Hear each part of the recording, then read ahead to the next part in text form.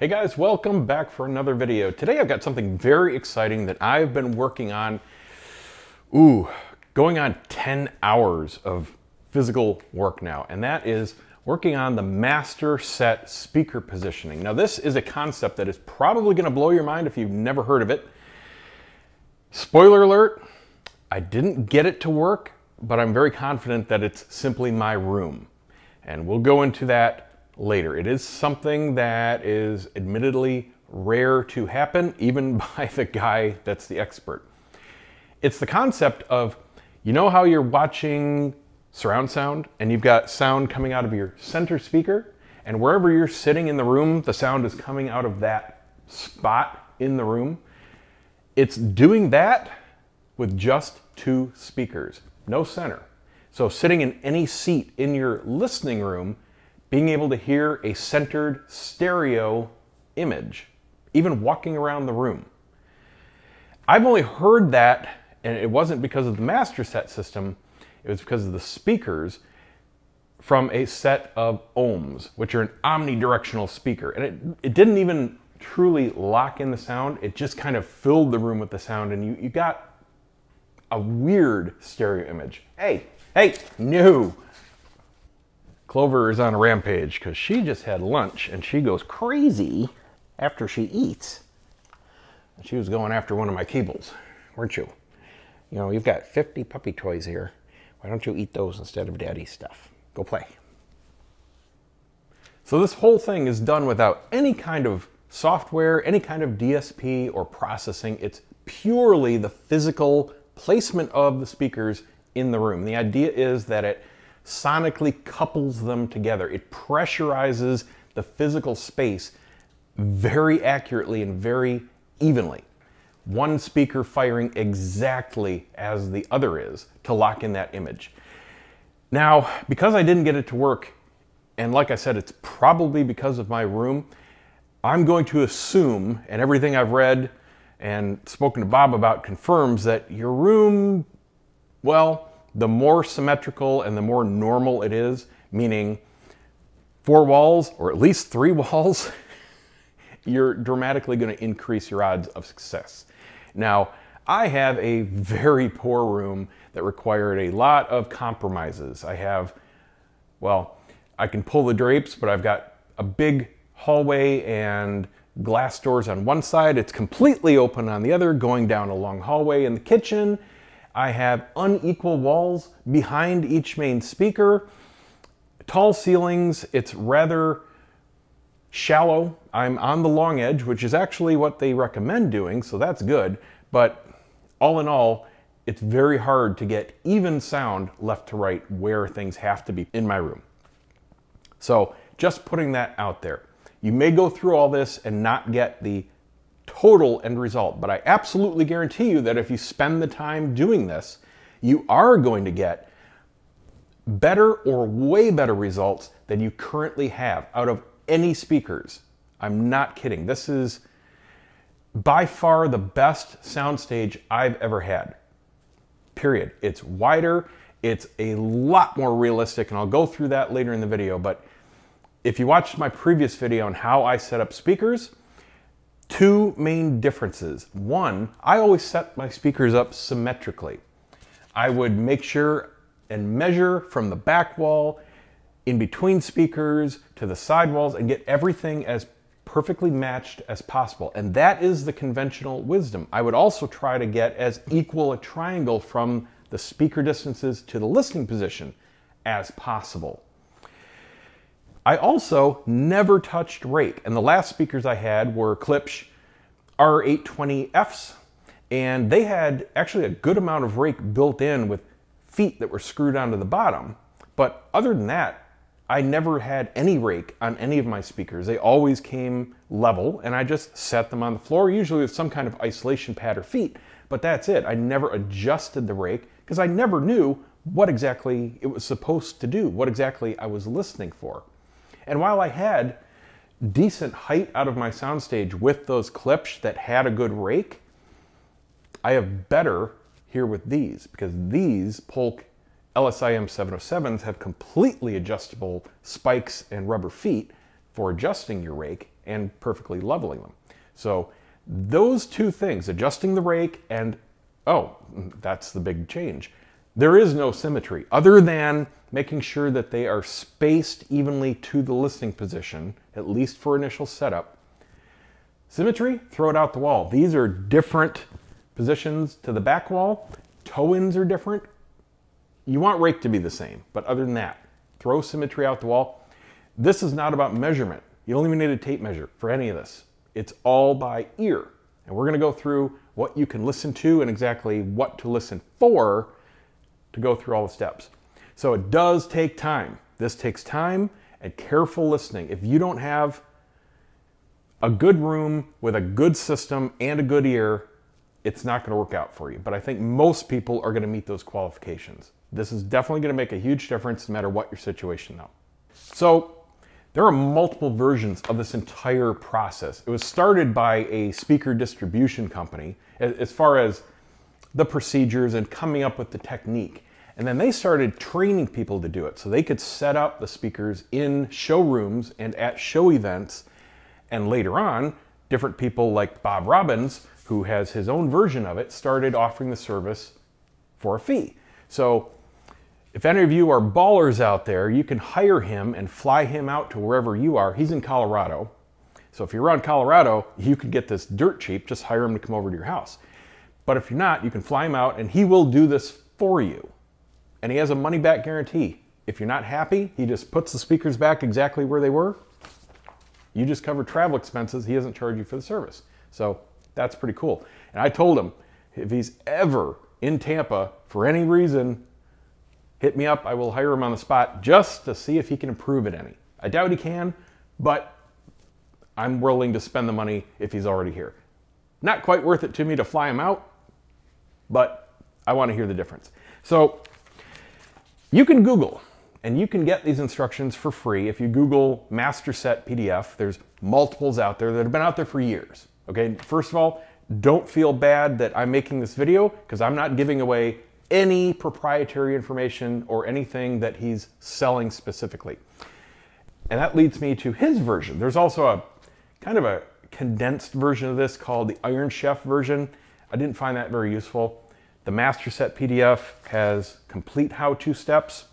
Then Bob, who was officially trained by them, Sumiko, came up with his own version and he just tweaked a lot of stuff. There's some information that's missing in his, and there's some information that's in addition to the Master Set PDF. So it's good to have both, but fundamentally there's nothing different. They both will get you to the same point. They both have you do the same things, but he gives you a few different things in just the way he does it. The order is the same. So there's really nothing fundamental. It's 50 bucks for this PDF. And you might think that's expensive, especially since you can get the Master Set PDF for free, but you're not really buying this information. And I really mean that because he's already given this away for free in a video. He did a seminar years ago at Rocky Mountain Audio Fest, and they videoed his seminar where he talked about this and walked a room full of people through it for over an hour. So if you want to watch that video, you could just search YouTube for it, and it's been up there for free. And he used to give this PDF away for free and just started over the last few years charging for it. You're not paying for this information. You're not paying for the PDF. You'll get it, so you can print it out and have it, and that's cool. You're paying for his support, and believe me, that is important. What it gets you is the ability to email, and we have extensive email communications, or call him, and he will help you through the entire process to get you as best as you can. And believe me, you are going to have questions. Even with all that information in both sets of PDFs, there are still a lot of specific questions and specific things that you're going to have questions about. And Bob was very good about answering every question I had. He was very timely and very detailed. And the more detailed and specific you can be, please read all the information, try things, spend the hours, then ask your questions. You're going to have a lot better time. He was great. So it was well worth the 50 bucks just to help me through the process. I did stump him with one question, and I'm going to get to that at the end of the video when I go into now experimenting with room correction on top of this process. He didn't really have experience with the questions I had on that. But That's what you're paying for. So my suggestion is download the master set first, get your free PDF, get the gist of it. Go ahead and try it. Try it according to what they say.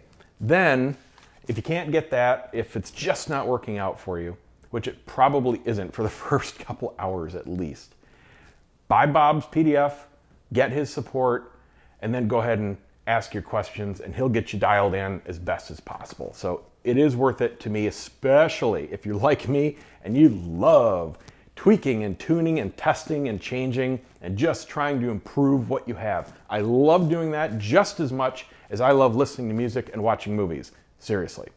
So what can you expect from this? Even if you don't get that locked in, no matter where you are, center stereo image, you're for sure, no matter what speakers you have, going to get an exceptional soundstage in between the speakers. You're going to be able to pinpoint that, hey, that singer is dead center, backup singers are a little to the left, drum kits over to the right, whatever it is, assuming the recording has that information in it. You're going to have this expansive soundstage that is just, you can close your eyes and it's like you're sitting in front of the stage. And that is really cool. The more you get it dialed in, it's going to expand beyond the speakers. Might only be a few feet. This is going to depend a lot on the speakers in the room, of course. I'm getting maybe 5 feet beyond the speakers, a little bit more than I did with my Klipsch speakers. And I did this process with both, so I have a good A/B test for what the speakers brought to the table as opposed to just the process. So it really depends on how much time you put into it, because there is a lot of fine-tuning time. So what do you need to do this? Not a whole lot. You truly don't need to spend much, if any, money, depending on what you already have, depending on your speakers, depending on your carpet or hardwood. You need a song, first of all. This is the basis of what you're going to be listening to and things in it you're going to be listening for. All of the versions specify this one particular song. It's called Ballad of the Runaway Horse by Jennifer Warnes, and it's on the Duets album. It's available on all the streaming platforms, and it doesn't matter if it's in Spotify MP3 format or any of the high-res. You're going to hear all the things you need to hear in any of them. So don't worry about what service you have. You can also download it. You can even stream it from YouTube. It's on YouTube.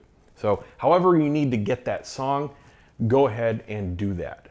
Now here's my huge tip.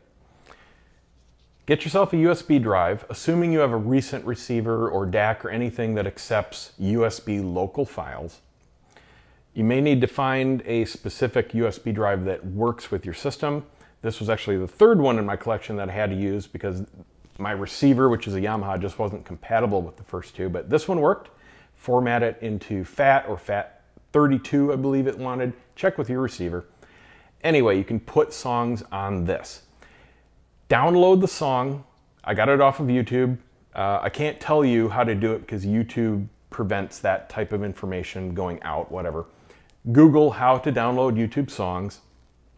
Get the song and then use whatever audio editor you have, and you can also find free ones online. Again, I can't tell you, but Google for free online audio editor and you'll find them. You want to make a loop of just the first 20 seconds of the song and then copy paste that, really long. I made a 25-minute song just looping the first 20 seconds of this song because that's all you need to listen to. What that gives you is the opening bass notes, repeating 20 seconds. And it's a stand-up bass, doom, doom, doom, doom. Those are going to be extremely important. You also have the singer's voice. Jennifer is dead nut center in the image. And just looping that 20 seconds, you can dial everything in. And believe me, it's way faster than listening to the song, different points in the song, having to start the song over or looping the whole song, because there's a lot of points in the song that aren't helping you. But that first 20 seconds, zippity-doo-dah. Now this process revolves around lots and lots of trial and error. Sitting in your listening position, listening for any change, walking over to one of the speakers, moving it just a tiny little bit, walking back to your listening position, listening for a couple seconds for any change, getting up, rinse and repeat. hundreds of times. This will go much, much faster with a second set of hands, with a friend. However, this is critical. That friend must have the patience of a saint or be into it as much as you are. Otherwise, they are going to be a detriment and it will never work. I tried to enlist the help of my wife. I traded her some work that she wanted done and she was going to help me. Well, she got bored really quickly. She has no interest in audio, which is fine. I would bet most people's significant other are in the same position and, you know, it's just not their thing. She ended up moving way too much at a time and blowing past certain points, and it just wasn't working. So it was actually faster for me to do it myself. That's my big tip. If whoever you're getting to help you, don't even bother trying your kids. The younger, the worse it's gonna be. If you've got a buddy that's into hi-fi, just like you are, that's gonna be your best bet. Otherwise, just DIY. So other than the song, and that's the bare minimum song, I'll go into some others that are helpful as well. You need some painter's tape. You're placing that on the floor. And as you move the speakers, you're going to be using a pen or pencil to make marks, just to note positions that you can either keep for later or come back to, but you need to make sure that it's very precise. However you need to do it. You can put the tape under the center of the speaker, you can put it alongside the speaker. Doesn't matter how you do it, just make sure that you've got good marks, and you probably don't want to do anything permanent. My other suggestion is get yourself a couple sets of furniture sliders if you have heavy speakers. These particular speakers are over 100 pounds a piece. The clips were pushing 50. These make it so much easier. Doesn't matter if it's on carpet or hardwood. They have versions for both. A pack of 4 is under $5 at Home Depot, Lowe's, Walmart, wherever they sell these kinds of things. Go to the hardware section if you're going to Walmart, and they're by, the 3M Velcro and tapes and stuff like that. Believe me, makes things so much easier. I have a 600-pound humidor, and that's without cigars in it. Just putting these under the corners, you can push it with one finger. It glides along the floor. Same with these speakers. It's super easy. And that's important because the measurements, the movements we're doing are in 1 millimeter at a time. So you can't be overshooting it. It does make that critical of a difference. That's it as far as the tools you need. You do need to do a little prep to your room. Now there are differences, actually several differences in the processes. Master Set says to remove all room correction from your room. So take down any bass traps, acoustic panels, etc., etc. I didn't do that. I know for a fact that I have way too much echo in this room still, but I have no choice. I can't put up more, but I have 3 very large panels on the back wall that made an incredible difference. They're not coming down. So I'm leaving them up. Bob's process doesn't say to remove that. So he's getting it to work without doing that. I don't suggest doing it. If you have a coffee table though, like I mentioned in a previous video, definitely cover that up with a blanket or remove it. However you're going to be listening in your room, make it that way. For my side curtain, I drew the curtain during all of this. You don't want the different reflections coming off the glass if you're going to normally have the curtain closed. So just prep your room like you would be listening. Bob also suggests doing as much as you can to improve the room, things that you might do later, such as I have a big area rug, but it starts, well, you probably can't see it, but it's about 2 feet in front of my speakers and then it goes back to the wall underneath all the seating and the coffee table. He recommended pulling it forward right up to the speakers. What I did for testing is just laid down some pillows in front, and that's to eliminate those first reflections that are just off the floor. It didn't make a difference to my ear in this room. I think that because my high end is right up here and these are rather tall speakers, I don't think I'm getting much reflection off that little spot, at least to make a difference. And there's enough reverb and echo in the room from everything else that it's just not picking up. So in my room, that didn't make a difference, but he does suggest doing it just to make things easier. So bear that in mind. Now, I did not move my rug, and I'm not going to because this happens to be our main traffic pattern through the room, and I don't want to wear out the rug and, you know, have it look funny. I like the hardwood. I love the floor in our house. So that's one of the compromises that had to be made. Is it affecting this? I don't know, but I don't think so. Bear that in mind though. Okay, for those of you that jumped ahead, now we're going to get into this is what you do. First of all, you start with all your tone controls, all your processing, all your subwoofers and everything turned off. You only want full range signal going through the two main speakers, and that's it. So if you have bass management, set the mains to large.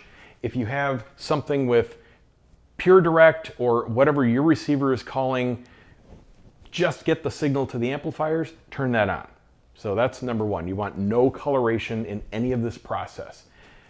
You start with the speakers flat against the wall. You want them at the proper width, and that depends on the speakers, but you want them in their worst position. Flat against the wall, straightforward, no toe in. There's not going to be a lot of toe in adjustment until later in the process. Now, as far as what widths do you start from, you're going to have to experiment. And you can do this before you start the process. It really depends on the speakers what width is going to be better for you. What you're going to hear is just a naturally more cohesive bass, especially in the upper bass. As you get too far apart, most speakers will sound a little thin.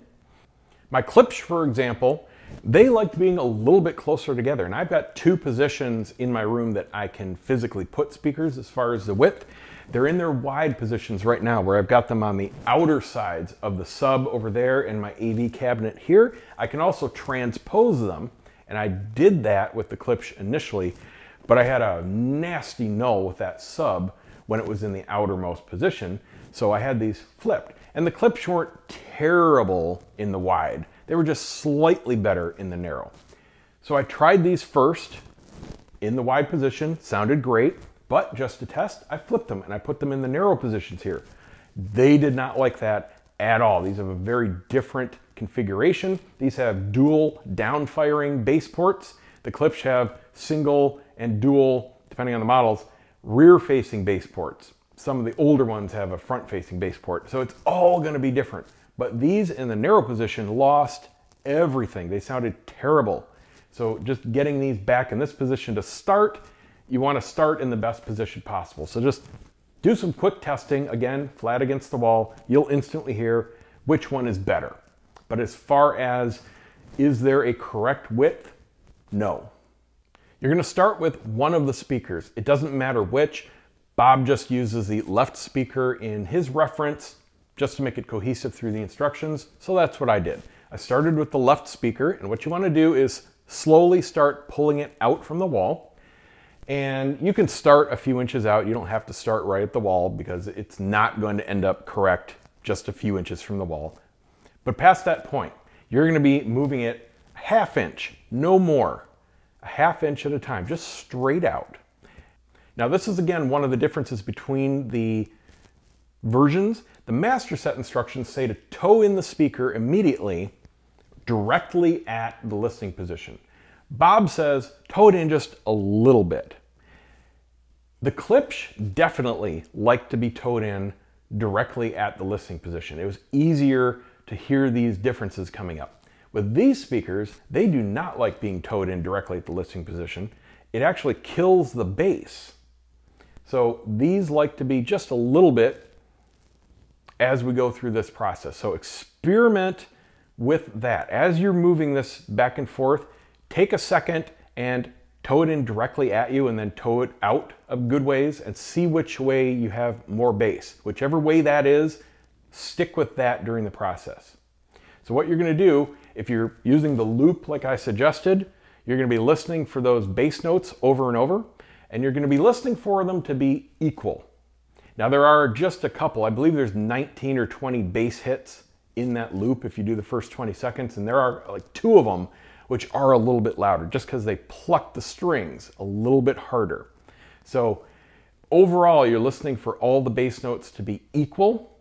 You don't want any to be fading. You don't want any to be boomy. You're going to be moving it out half inch at a time, going back, sitting down, listening, listen to those progression of bass notes, move it listen, move it, listen over and over and over until you hear a spot where, oh, okay, all 4 of those all of a sudden just sounded better, more equal, no boominess.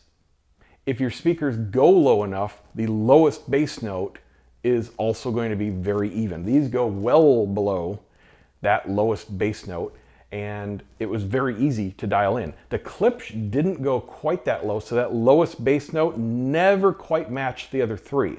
So I was paying more attention to those upper 3. So that is going to depend, again, on your speakers. But you will find certain points where it just happens. And believe me, it is in a very small space. Most people think, you know, you have to move it a foot or so to make that kind of difference. And that is not true. It happens in under an inch. So find your point, the first one you hear, make a mark, keep moving it. You'll hear it go worse and then get better and then worse and then get better. You'll find multiple points where, okay, yeah, that sounds better, that sounds good. After you get done, and you want to keep doing that as far out as possible. I was only able to do it, you know, 2.5 feet, and there was no way, because of my wife, that they would have been allowed to stay that far out. I would have liked to keep going, you know, another foot or 2 just to see what happens. Maybe it would have worked in my room if they could be placed there, but it's not possible because of the room, because of how we use the room. So I went a little bit beyond where I knew I would ever be able to place them, but I got my set of marks, and I ended up with 5 or 6 different really good points. And then I started with whichever one I thought sounded the best. And truthfully, all but a couple of them sounded identical. There isn't a lot of difference at this point. But it's good to have those marks, because after you get done with the whole process, if it's not sounding really great, you can start over with the next one, repeat it, and see if it gets even better. And I was able to do that, and I did improve my SOUNDSTAGE just by using the next mark. So get yourself a few, and then we'll go from there. So that is called setting the anchor speaker. From this point, you are never touching the forward and backward position of that speaker again. You're just going to be slightly, or well, maybe a lot, affecting the toe in, but you never want to move it forward or back in this entire process again. Now we hit up the other speaker, whichever other speaker you're doing. In my case, the right one. Now again, you're starting with it flat against the wall, forward facing. And again, this is a difference in the techniques. The Klipsch, again, like to be toed in. It was easier to hear this difference. These speakers, especially with the right one, like to be forward. Start pulling it out. And again, you can start a few inches out from the wall to kind of jump start it. This one, you're going in much finer increments. If you go a ½ inch at a time, and this is where my wife blew past all these points and wasn't doing any good. If you move this right one, or the other one in ½ inch increments, you're never gonna get this. At this point, I suggest 2 millimeter increments. If you don't know how far that is, get yourself a tape measure, get yourself a ruler, and make some marks on the tape so you can visualize it and see exactly how far 2 millimeters is. And later on, it's going to be 1 millimeter. And that does make the difference. It is insane to me how small of a difference that makes. And the reason is we are coupling the actual sound waves in the room. And those upper frequency sound waves are tiny, tiny. And you need them to match left to right speaker to your listening position. And that's why this whole process works. So again, if you can't make those fine of adjustments for whatever reason, it's never going to work. You will overshoot it and not even know it. Because some of these positions, you'll get in the ballpark within 4 or 5 millimeters, and then 1 or 2 millimeters either way from that ballpark is perfect. And then you go another couple millimeters and you lost it. And you'd never know if you went a ½ inch. So this is why it takes so long to do this process. And again, it's by ear. So here's what we're listening for at this point. The first thing we do is get the image centered. Now I got a couple tips for that. And what I mean by that is her voice. Her voice in the recording is centered in the soundstage. So when you're in your listening position, and in this stage, in this very earliest stage, you can stand up. You don't need to be sitting down, getting up, sitting down, standing up. I just stood, obviously just slightly in front of where my listening position is. And I listened for that singer to go to the center.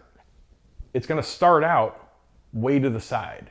Master set tells you to start this procedure when all of the sound is coming from the left speaker. Now you might think, well, that's not going to happen, because if you're only a couple feet closer than the other speaker, you're still going to hear the other speaker, right? I mean, it's going to sound like both speakers are on and one's just going to be a little louder, but it's not going to sound like just that speaker's on.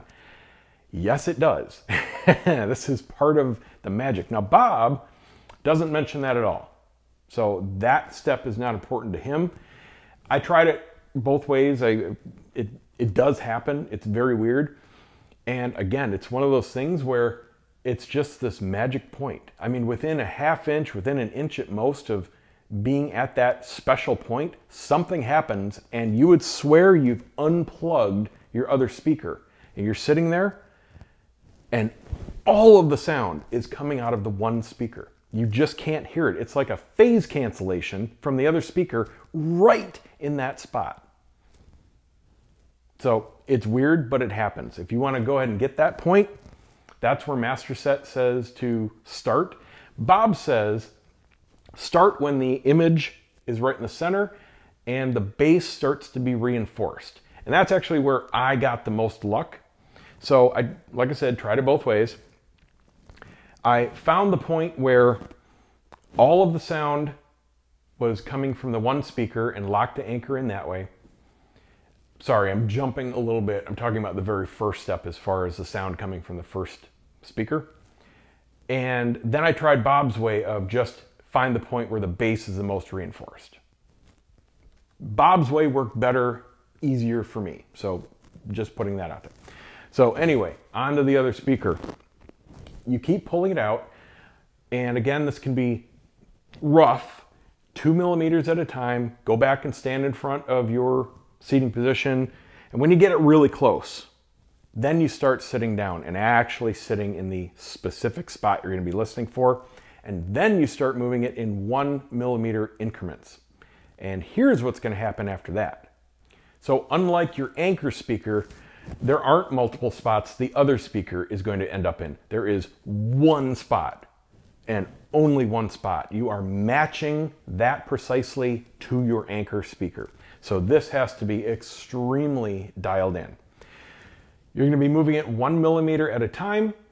And my tip for really hearing if that center vocal is centered is look down a little bit. For some reason, I have a much easier time centering sound if I'm listening to it just slightly above my eye plane, meaning if I'm sitting here and I'm looking directly ahead and the speakers are out in front of me, I can close my eyes or I can be looking, in this case, at the fireplace or whatever, and I can totally visualize the center, but I have to think about it for a second. If I just look down, just at the base of the fireplace or the coffee table, just down a little bit, for some reason, I can tell the precise alignment left to right of that sound, that image. I don't even have to think about it. So that's just another little tip I have. Just tilt your head a little bit down and you'll know if that is locked dead on center. If you tilt your head back up, it might be just a little bit more vague. It's subtle and it only comes out when you are really close, but just my tip there. So what that does is lock this in plane, and Bob calls it swinging the gate. And that's where the sound is moving from tilted to on plane with your listening position. And that swings the image to where it needs to be, at least in the very small ballpark. Now we're going to get it absolutely correct. Now from this point, you are probably going to be within 1 inch of where you need to be for your final position. In that single inch, I had probably 12 or 15 different points of moving the speaker, and there were several in that inch that made a difference, that made a tangible, wow, that just happened difference. So this is extremely easy to overshoot. I can't overstate that enough. When you get it really in the ballpark, tiny, tiny movements. The first thing I heard when I was getting that close was the clarity of the bass strings themselves. Now, you're going to be at this point really dialed into exactly how those bass notes sound. So you're not going to have to think about it. You're going to know if something changed. And that's what you're looking for. You're looking for, did my brain just notice a change? You won't have to think about it. It will sound different. Don't think about better or worse. Just think about different. And it's going to sound different. It's going to go from the bass tone to hearing the texture on the bass string. And I'm sorry, something I forgot to mention before all this, it's in the information, but I have to make this clear. You need to be doing all this listening loud. Louder than you normally listen to music, because you need the sound pressure in the room to bring out these differences clearly. If you're listening to it quietly, and again, this is why it took so long, because I couldn't do it with the wife home. If you've got kids, you know, you don't want to be blasting them out of the house.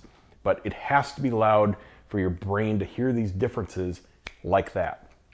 So you're going to hear the bass strings themselves. You're going to visualize that finger running over the string and the plucking of the string. You won't just hear the tone, the dung. You're going to hear the dung. It's going to be dramatic. You're going to go, wow. And again, if you had overshot that point by just a quarter of an inch, you'd never hear it. So you're getting closer when you get to that point. The next big thing you're going to hear, at least I heard, and Bob mentions this, not specifically, but he alluded to the effect, and I'm going to try to put it to words. You're going to hear the quality of breath. This is going to sound weird as hell until you hear it. Jennifer's voice, as she's singing these few phrases, these few bars, will go from just sounding like a song, to tangible, to realistic, to, wow, there is somebody standing in front of me talking, singing. And this is why this is really easy of a loop to do, because it is more like her talking, not singing. It's very easy to hear these quality differences. Listen to the end of her words, the sibilants, the breath. You're going to hear the breath in her mouth. And it's all of a sudden going to go from just treble to, and you're going to go, whoa. It's also, depending on your speakers, the Klipsch did not do this at all. These did. It's going to, boom, all of a sudden go into 3-dimension. And this was the last step. And this is what I was super pleased about these speakers with. With the Klipsch, and probably other speakers out there, everything stayed on that 2D plane. And even though she was perfectly centered, even though I was getting that great bass texture, even though I was getting the very realistic voice, it was still like everything was coming out of right here, this flat plane on the top of my mantle. It was slightly behind it, but it was still flat, right? Well, when it snaps into 3D, you can hear your brain just thinks there's a human head. And it's not only with the voice, it's with the bass. You can hear all of a sudden that the stand-up bass is a few feet behind her. It just happens in your brain. Again, it's nothing you have to think about. And that happens within a millimeter or two. You can overshoot it that quickly. When you find that point, make your mark, and then do an experiment. Move it just a millimeter forward or back and listen again. And I kid you not, it'll go from that 3D sound to sounding like a center channel speaker. Test it back and forth. You're going to be amazed. I kid you not. It happens. At that point, you're done.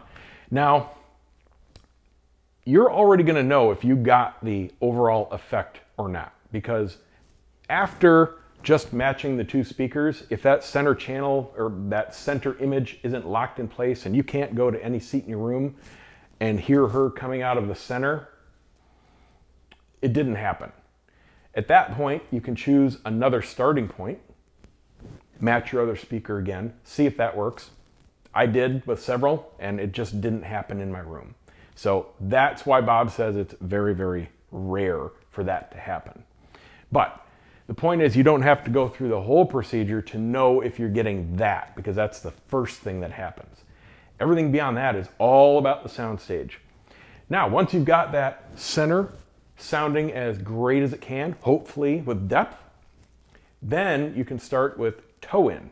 And what this does, on these speakers especially, is enhance the depth and affect how wide the SOUNDSTAGE is beyond the speakers. And this is all trial and error. There's really nothing that you can be told. You have to experiment, unfortunately, and this takes quite a bit of time. Start, I would suggest, there's really no right or wrong way to do this. I would suggest both of them with the same amount of toe-in. And I found it easier to overshoot.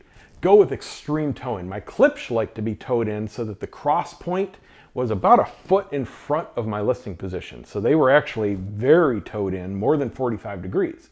And they sounded perfect. That's just the way their horn drivers like to hit you with the sound to give you the great SOUNDSTAGE. It works. Don't ask me why. These, like I said, like to be more out. So I started with these more facing forward and worked my way in until the center image started to get dispersed. It started going from human head sized to wider and just, it's somewhere in the middle. I can't really pinpoint it. Close your eyes. If you can't hear that, oh, there's a human there, it's not the right size. It's probably too wide, too dispersed. Now, again, that depends on the recording. You just have to experiment. The other thing that takes time is they may not end up being toed in the same, which is very interesting. I started with the anchor speaker at one particular toe in, and then I just started adjusting the other on its own, and I saw what happened. Sometimes the center channel would drift left or right, sometimes it would get wider or narrower. It's just trial and error. Unfortunately, that part just takes time and you're just gonna have to spend it. But if you get everything right, you're gonna have sound beyond your speakers. Again, it depends on your placement in the room and your speakers, how much. And you're gonna have that great center image, at least in your listening position. Now, the one really cool thing, and why I'm very happy I did this, before, again, I did this before and after with the clips, so I know that the process here made the difference, not the speakers. Before, I had a perfect image in my seating position with the clips. After doing this, by not having symmetry and by having the toe-ins slightly different, I had a wider sweet spot. So I went from what they call head in a vise, where you have to sit just like this, and literally if you move a couple inches, it breaks, or it would start shifting. Or what happened with my clips was, if I moved just this much, it went from the singer being in the center all the way to that speaker. And it was like, nothing in the middle. It was just all the center was gone. Now I can move about this much and nothing happens. Almost into the next seat. It's that wide of a sweet spot. I mean, it sounds the same sitting here, and it sounds the same sitting here. The singer does not move this much. Now you go beyond that, and it doesn't all go to the speaker. What it does is it starts following my head, which is really weird. So it goes from dead center, I can move here, and then it starts following me. And then eventually, if I get way over, it goes to the speaker. But my sweet spot improved from this, literally, to this. And that was really cool. So that's the entire process. It's a lot of trial and error, but for people like me, it was a lot of fun. So I've got 3 songs that I use for general setup. this is now including Ballad of the Runaway Horse. But the other two I'd been using before and I'd put in my other video. And using those two in addition to this really helps fine tune it, because after hours of listening to the same song or the same loop, your brain is going to be fatigued on that song, no matter what. Switch it up, use these other two, and you can find some very fine tuning can make a difference a little easier.